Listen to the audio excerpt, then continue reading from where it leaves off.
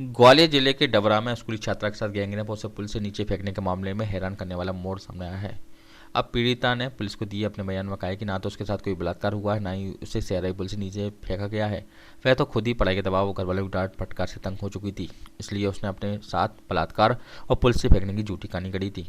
हैरत वाली बात यह है कि इस मामले में 2 स्कूली छात्रों को पुलिस ने बलात्कार और पोस्को एक्ट में हवालात में ठूस दिया था, जबकि आरोपी बनाए गए स्कूली छात्रों के परिजन उनके ट्विटर लगातार यह दावा कर रहे थे कि घटना वाले समय छात्र अपने कोचिंग में क्लास में थे। लड़की का भी सीसीटीवी फुटेज सामने आया था, जिसमें वह अकेली ही जाती नजर आ रही थी। बाद में एक महिला ने भी अपने बयान दिए थे, जो सहराई पुल के नज़दीक अपने घर के बाहर घरेलू कार्य में व्यस्त थी। उसने बताया कि लड़की काफ़ी देर तक पुल पर अकेली टहल रही थी। इसके बाद वह अचानक नीचे गिर पड़ी। यह लड़की गंभीर रूप से घायल हो गई थी, उसकी रीढ़ की हड्डी टूट चुकी है। ग्वालियर में उसका इलाज चल रहा है।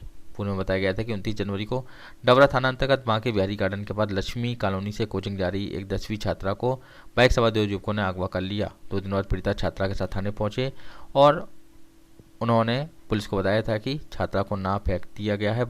मामला सामने आते ही ना तो फेंक दिया गया बल्कि उसके साथ जाति भी की गई है। विरोध करने पर छात्रा को सहराई पुल के ऊपर से फेंक दिया गया था। मामला सामने आते ही पुलिस हरकत में आ गई थी और नामजद 2 आरोपियों में से एक को पुलिस ने उठा लिया था। इसी के बाद आरोपी के परिजन पुलिस के वरिष्ठ अधिकारियों से मिले और आरोपी सहपाठी को निर्दोष बताया था। आरोपी के परिजन ने पुलिस को घटना दिनांक के कोचिंग के सीसीटीवी फुटेज भी उपलब्ध कराए थे। पीड़िता द्वारा जो घटना का समय बताया गया था, उस दौरान आरोपी कोचिंग में मौजूद बताया जा रहा था।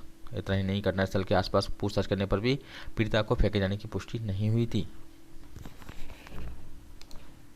आरोप लगाया था, उसके बाद फर्जी निकला। डबरा में एक फरियादिया ने ऐसा पिछली बार आया था कि उसने बताया था कि कोई गैंग रेप हुआ उसके साथ में और उसके बाद उसको फेंक दिया गया, तो उससे उसको चोटें आई हैं। उस मामले को पूरा एक टीम लगा कर उसमें वरिष्ठ अधिकारियों द्वारा लगातार उसकी विवेचना की जा रही थी और उसमें सीसीटीवी फुटेज वगैरह देखने से भी कई चीज़ों की पुष्टियाँ नहीं हो रही थी। आरोपी जिनको बताया गया था कोचिंग में थे, उनके भी बयान आए थे। उन परिजनों की तरफ से भी आवेदन आया था कि इस तरीके से लग रहा है कि जानबूझ के किसी ने गलत जानकारी दी है या गलत तरीके से कहलवाया है। इस बातचीत को का विवेचना में लगातार पूछताछ के बाद में लड़की ने अभी बयान न्यायालय में भी दिया है और उसका ये बताना है कि उसको परेशान कुछ लोग करते थे, जिससे वो मानसिक रूप से पजल्ड डिप्रेशन में थी और इस वजह से उसके द्वारा वहाँ पे गया था, अकेले ही जाया गया था। उसको किसी ने दुष्कर्म नहीं किया है, ये बात अभी बताई है। फिलहाल हम इन्वेस्टिगेशन में और भी पहलू देख रहे हैं, उस पर कार्रवाई करेंगे। लड़की स्वयं आरोपी बना जाएगा,